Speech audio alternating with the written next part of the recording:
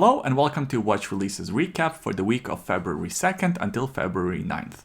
Let's begin with Zenith and their new Chronomaster Sport in titanium. Zenith released Chronomaster Sport in 2021, and since then there were quite a few different editions of this watch. In fact, just last week we talked about a green version of this chronograph. This week's release actually features quite a few more changes than just a different dial color. As the name would suggest, it also features a brand new titanium case. Titanium is a metal that a lot of luxury watch brands love to use because it's durable, it looks good, and it's very light. Well, this watch here not only is made out of titanium, it also looks really good. So it has that going for it as well. I love that monotone look to the case and the dial. There's a slight pop of color with that orange on the seconds hand, as well as the 36,000 vibrations per hour highlighted on the dial. Other than that, it looks very monochromatic, but that's not a bad thing. I also really like this titanium bezel insert. The regular Chronomaster Sport comes with the ceramic bezel insert, and I think with this design it would look off. So I'm glad that they went with this brushed metal look for this chrono. The watch still has the same dimensions: 41mm case diameter, 13.8mm case thickness, and 100 meters of water resistance. It is also powered by the same automatic movement caliber El Primero 3600, which features 60 hours of power reserve. It beats at 36,000 vibrations per hour, so it's super smooth. It's a column wheel lateral clutch system with 35 joules. The pricing for this watch I think is reasonable. It's $11,800 for the one on the bracelet and $11,300 for the one on the rubber strap. By the way, the rubber strap actually looks really good. If I was in the market for this watch, I'd probably buy it on the titanium bracelet and buy a rubber strap extra. The Young Hands Meister Chronoscope with a gray dial. Young Hands is one of these sort of sleeper brands. There isn't too much talk about this brand in the watch community, and I think it's a shame because their watches are actually really good. So this new version is essentially the same watch, just with the gray dial, but I think just a gray dial is a bit of an understatement because the overall look of the watch is very solid. They paid attention to the color on the sub-registers. By the way, the sub-registers are sort of sunken in. It almost looks like the craters of the moon. I would describe the overall design aesthetic of this watch as clean and minimalistic. I quite like it. It still comes in the same case size, 40.7mm case diameter, 13.9mm in case thickness, including a domed sapphire crystal. These watches come with the display case back, 50 meters of water resistance, and they're powered by the Valjoux caliber 7750, which has 48 hours of power reserve, beats at 28,800 vibrations per hour, and it features a hacking seconds hand. The pricing of this watch is very reasonable, 2,240 euros, which is about the same in dollars. I think it's a great price, and of course in a few months you'll be able to get some deals on these watches. So well done, Young Hands. The Grand Seiko Pink Snowflake reference SBGA 497. Just last week we talked about the Grand Seiko Snowflake and how, in my opinion, it's probably the most iconic Grand Seiko on the market today. One of the things that makes this watch so iconic, besides that unique dial, is the fact that it's one of the first watches to be powered by the Seiko's spring drive movement. In 2004, that was a huge innovation. 20 years later, 9R spring drive movement is celebrating its 20th anniversary, and for this occasion, Grand Seiko is giving us a pink snowflake. I think the shade of pink that they chose here is very unique. You have to see these watches in person to really appreciate it, but from the articles that I've read, it's very subtle. It's not right in your face, which I really like. Grand Seiko really knows how to put a dial together, so I have a lot of faith that this one is going to look great in person. Everything else about the watch is pretty much the same as a regular Snowflake. It is still powered by the same caliber movement, 9R65. It's an in-house movement with 30 joules, 72 hours of power reserve, crazy accuracy, and of course that super smooth glide to the seconds hand because this is a spring drive movement. They still have that power indicator on the dial, which I know a lot of people are not so crazy about. The watch still comes in the same case, so it's 41mm in diameter by about 12.5mm in case thickness, and it's about 49mm from one lug to another. The watch still features 100 meters of water resistance, and unfortunately, it still has the same bracelet with the same clasp.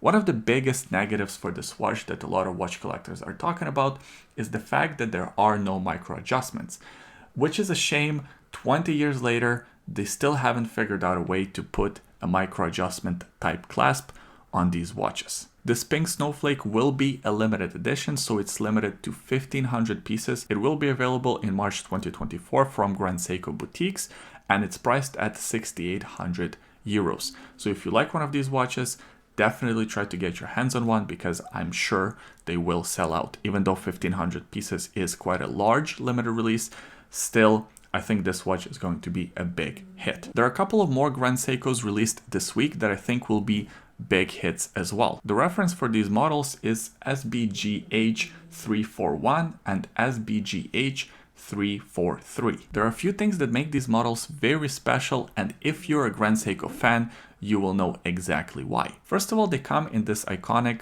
62GS case. These cases are sort of reserved for special models, like for example the Four Seasons line of watches, which is very popular, came in this case shape. The difference between those models and these new models is the fact that the Four Seasons case was 40 millimeters in case diameter.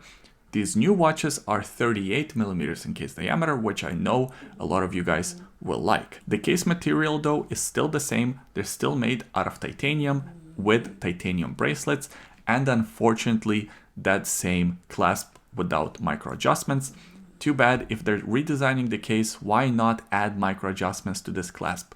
I can't keep on talking about the same negative. Another slight negative that I have about these watches is the fact that they're about 13 millimeters in case thickness, which is not huge, but it also is a bit thick on this case shape. A lot of it does come from that boxed sapphire crystal, but even with the crystal aside, I wish they shrunken them a little bit, make them under 12, maybe 11.5 millimeters. I think they would wear so much better. Both watches are powered by the Caliber 9S85 in-house high-frequency automatic movement that has 37 joules, 55 hours of power reserve, and it beats at 36,000 vibrations per hour. And of course, definitely the star of this show are these dials. You get the pink one and the green one. Both of them are inspired by a different period of time with the sakura trees blossom. The pink ones are with the actual flower, and the green one is this specific period of time right before the flower blossoms, apparently.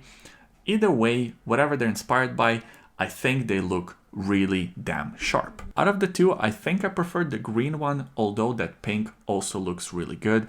I can't wait to see them in person. And the best news is they're not a limited edition. Both of these models are added to the regular catalog, and they're priced at 7,900 euros, which is about the same in US dollars. Seiko 5 Sport Rally Divers reference SRPK65 and SRPK67. I'm not gonna spend too much time talking about these watches because they're essentially the Seiko 5 Sport with a different color paint, but the color paint that they chose here is very attractive. Seiko has a long history of these rally divers, essentially a combination of a racing type watch with a diver, usually in a diver case. These cases are those iconic SKX cases that have a 42.5 millimeter case diameter. They're about 46 millimeters from one lug to another and 13.5 millimeters in case thickness. They wear very well, no matter what size of a wrist you have. You will be able to wear this watch no problem. Unfortunately, because of the price point and because it's Seiko, they still feature that hard lax crystal. Come on, Seiko, it's 2024. You can upgrade to sapphire. And they're powered by the Seiko Excalibur 4R36 automatic movement. It's not a bad movement, but it is sort of the introductory automatic movement that has 24 joules. It beats at 21,600 vibrations per hour, and it has 41 hours of power reserve. Now, as far as the pricing goes for these watches, they're not limited editions, so they're added to a regular catalog. Although I don't know how long they're gonna make these models for, probably a year or two. I don't expect this to be one of these runs that goes on for years and years. So if you like one of these watches, maybe don't drag your feet too much. And they're priced at 350 euros, which is about the same in US dollars. The last thing I want to talk about is a bit of news. It's not really a watch release yet. Essentially, Tudor has partnered up with an F1 team. Which F1 team, you might ask? Well, the team with the worst name on the grid. Visa Cash App RB F1 team. I really hate this name. I think Tudor probably signed the contract with them before they found out what the name is going to be.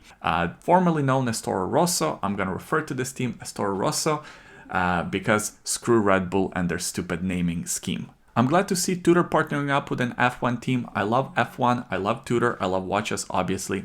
So this is kind of a cool combination. And of course, we're probably going to see some limited releases, special editions F1 watches. Like for example, Daniel Ricciardo was wearing this not released yet Tudor that looks like a ceramic case with this bright blue dial. The watch is not released yet, so we don't know any details about it so far, but it's not the first time that Tudor has kind of dropped hint towards the new releases. So we might see more about this watch at Watches and Wonders in April, or maybe it's even going to be released before then. But at least for now, we know that this watch is coming, and I think it looks kind of cool. I just hope they don't put Visa Cash App on the dial. And that's it. Those were the watch releases / watch news that I wanted to highlight this week. I appreciate you watching this video all the way until the end. Give it a thumbs up if you enjoyed it. Subscribe to the YouTube channel so you don't miss videos like this when they do come out. And leave a comment in the comment section below. Let me know what you think about this week's releases. Also, let me know if you're an F1 fan and if you're excited for the new season. I can't wait. I have it marked on the calendar for the first race. Super excited for this season. And of course, 2025, Hamilton going to Ferrari. There's so much to talk about. So if you are an F1 fan and if you want to talk about it, leave your comments in the comment section below. I'm really looking forward to replying and trying to have a bit of a conversation with you guys. Thanks for watching this one, and we'll see you next time. Bye. The only way Bond will sit in these videos is by me giving him snacks. I think he's over YouTube.